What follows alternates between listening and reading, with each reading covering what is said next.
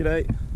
Hoping the audio for this turns out okay. We're on the top of a hill and it's a GoPro audio recorder, so you know they're not the best in the best of conditions. At the moment I'm up the top here of some hill on Centre Track in the Narcat Conservation Park.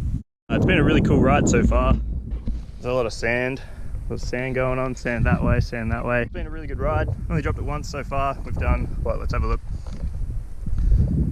12.4 kilometers of this, so I'm pretty happy with that. One of my biggest concerns about this trip was my luggage, because I've got a fair bit of luggage going on here, and constant whoops and all that sort of stuff. I was just waiting for something to come flying off, so that's been something that's been in the back of my mind. But I just wanted to show you this, what I'm using this Nelson rig pannier bag for.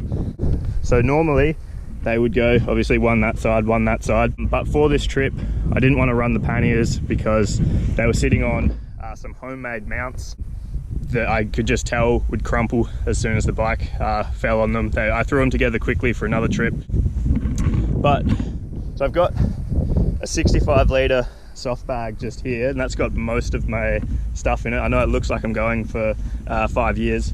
I tried to cull as much stuff as I could, but got a lot of my stuff in here: tents, water, things like that, sleeping mat here.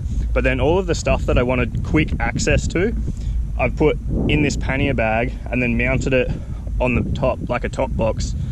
So the V-Strom came with this rack. Can't really see it, but it goes up the back there.